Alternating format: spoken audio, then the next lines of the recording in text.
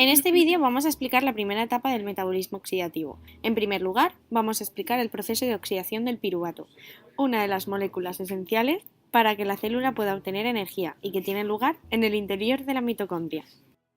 Para este proceso necesitamos a los complejos E1, E2 y E3, que forman el complejo multienzimático del piruvato deshidrogenasa, y también necesitamos a las 5 coenzimas transportadoras.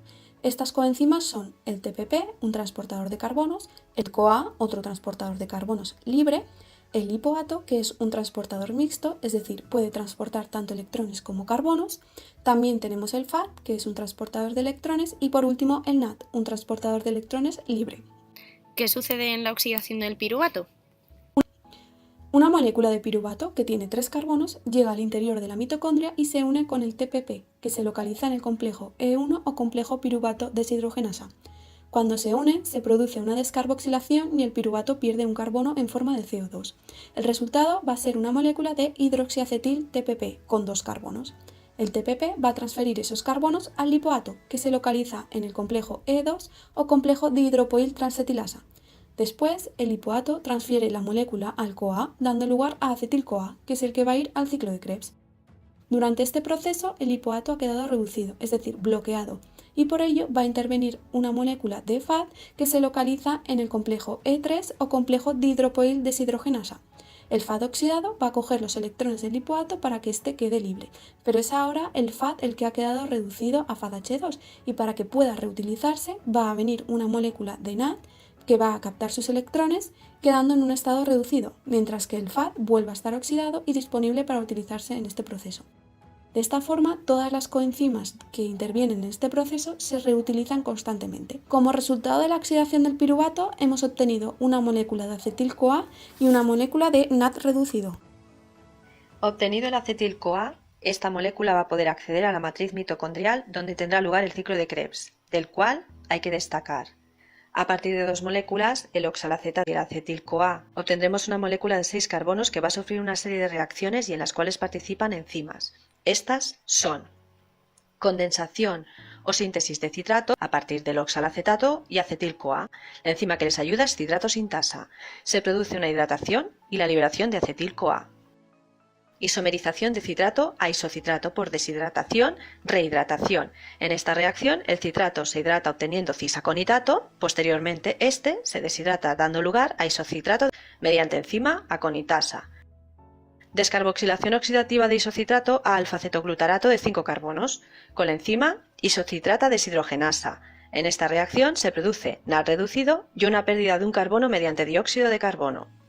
Descarboxilación oxidativa del alfa-cetoglutarato a succinil-CoA. Con la enzima alfa-cetoglutarato deshidrogenasa se produce NAD reducido y una pérdida de un carbono mediante dióxido de carbono. Fosforilación a nivel de sustrato de succinil-CoA a succinato de 4 carbonos. Con la enzima succinil-CoA sintetasa. Se obtiene una molécula de GTP y se libera la coenzima CoA. Oxidación del succinato a fumarato de 4 carbonos. Con la enzima succinato deshidrogenasa. Cabe destacar que los electrones obtenidos en esta reacción van a ir directamente a la cadena oxidativa de la membrana mitocondrial. Hidratación del fumarato hasta malato con la enzima fumarasa. Y finalmente oxidación del malato para poder obtener de nuevo el sustrato de oxalacetato. Es importante destacar que las reacciones de síntesis de citrato, descarboxilación del isocitrato y alfa-cetoglutarato son irreversibles. Significa que producen mucha energía y la reacción inversa le requeriría a la célula gasto energético, mientras que el resto de las reacciones serán reversibles.